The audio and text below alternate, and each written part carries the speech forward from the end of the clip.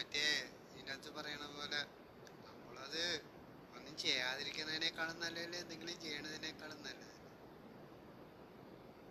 അപ്പോൾ ആ പറയുമ്പോൾ അതായിരിക്കും നല്ലത്. എന്തെങ്കിലും മാറ്റി ഇത് വന്നു കഴിഞ്ഞാൽ ഗുണമല്ല.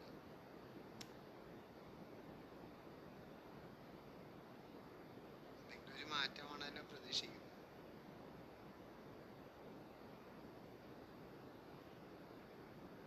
അതായിരിക്കും നല്ലത്. പോയാലൊരു ഇത് തുടങ്ങിയാൽ നല്ലൊരു ശീലം.